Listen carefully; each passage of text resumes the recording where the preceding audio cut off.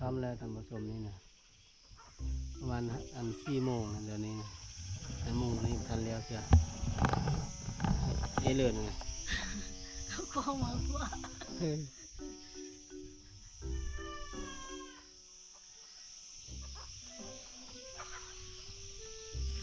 นี่เขาเกี่ยมจุดให้เราได้นั่นอันสีดำๆนั่นเขาจุดแล้วแล้วท่านนึงแล้วเนาะ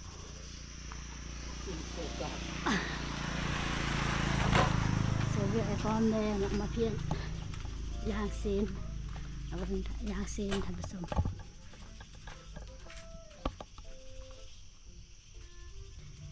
ยานดูทานเนาะยามไม่มีแล้วจะเอาหลานกินปิ้งจืดก็ได้เนาะซึ่งเนาะ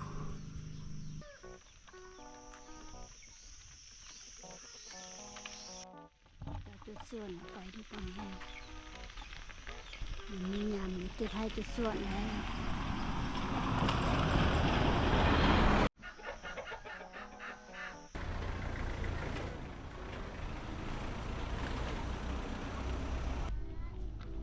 ฮัลโหลมานะ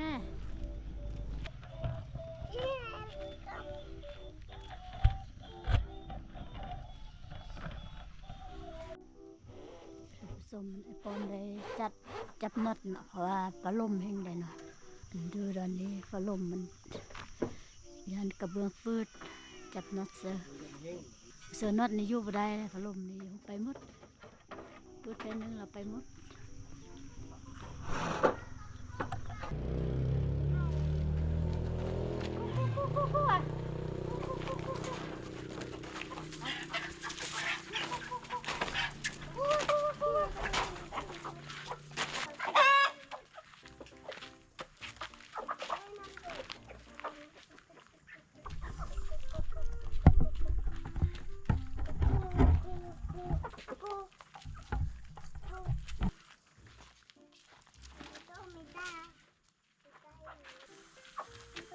กู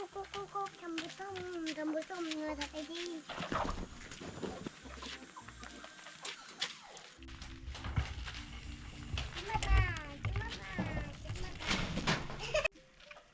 ตาเลยก็เครื่อง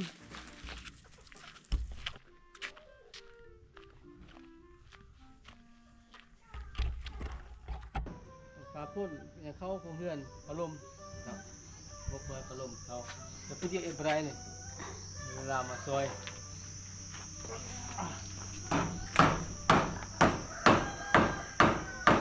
นี่บอกไปสัตว์ไปสัตว์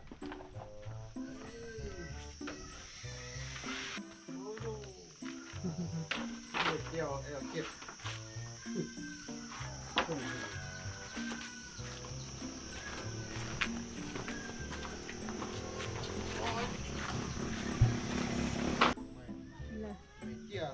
อันนี้โบเมนไหมจะเป็นอันเพื่อนลักษณะเป็นซีเมนต์แต่เป็นเกียร์นะโบเมนไหมเดี๋ยว ทนแดดทนฝน ทนฝนและอ่ะงั้น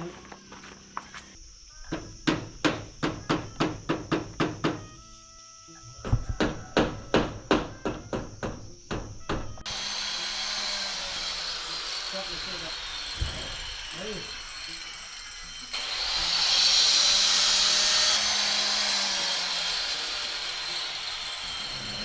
เลยอีก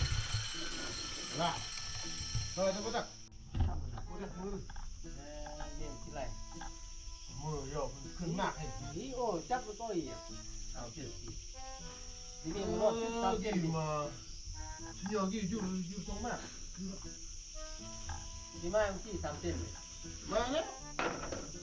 ไม่หมดนี่หมดไม่จอกคู่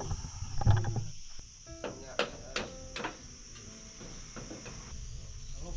อดีแล้วคุณได้ดีโก้มาก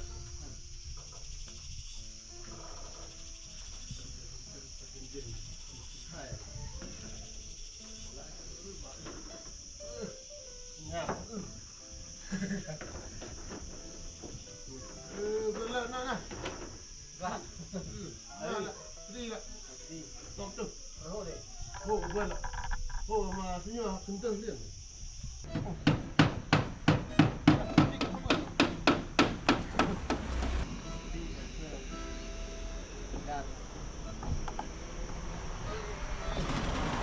đây đã lộ nó không gì đâu nó một chồng chồng nó tiếc ngườiชีวิตอาจจะประโยชน์ให้เราได้เอาเรื่องกันอยากที่อ่ะนี่ไอโฟน16เลยได้เราไม่ยอม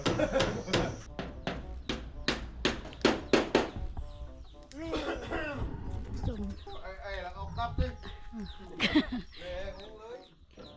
ได้ที่แล้วล่ะแต่ว่ามันเป็นบ่พอหมดก่อนเนาะเดี๋ยวแล้วเอ้ย ไปโผล่ไปหมด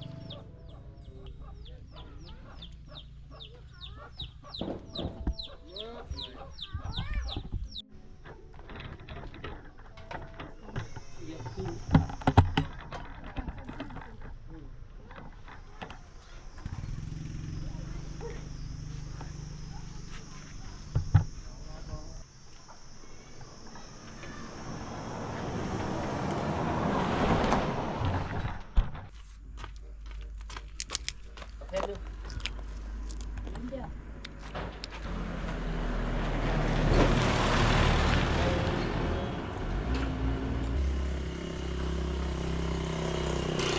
น่าเป็นมือกลองอ่ะ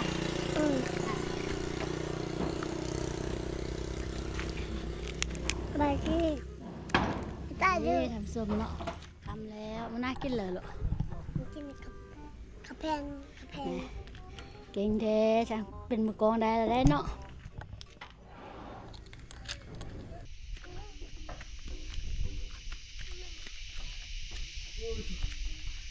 ทำได้จ้างมาซอยเนาะพอดีไอ้ปลาได้เนาะปอมเดียวมันอยู่สูงเนาะ2 คนจะเอ็ดได้ ทางนี้แหละโอเคโอเค เอ้ยเนี่ย ดีเงินแล้ว ไอ้เหรอไปดิน้ำเลย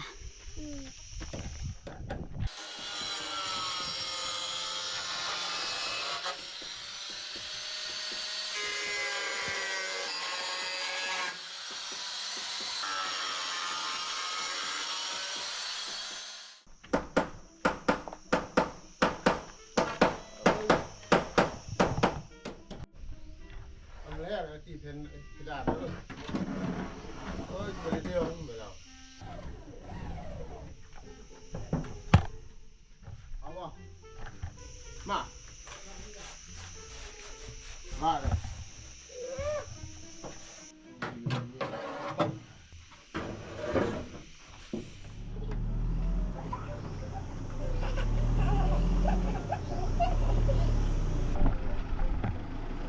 เอาใส่มันคือห้องเหือนเนาะเต็มห้องนึงเอาอีกใส่ห้องนึง ดูไปเถอะว่า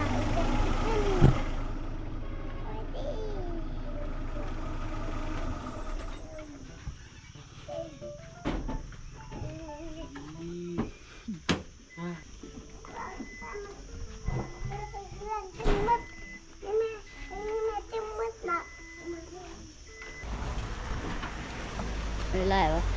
ขึ้น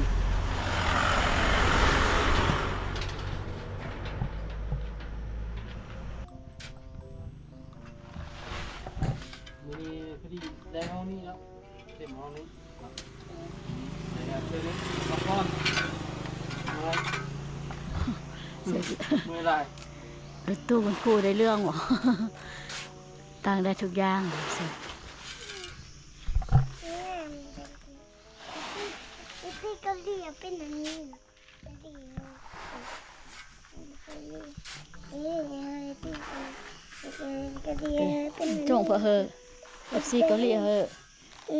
มักบ่ ใจแหงเนาะ มากแบบนี้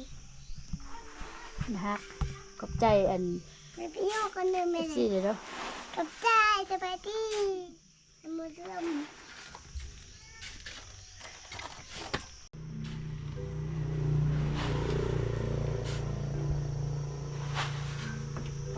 ข้าวนี่พี่เดี๋ยวกินเอาหมูกล้วยให้เขากินได้ไหมขนาดนี่มาหมูกล้วย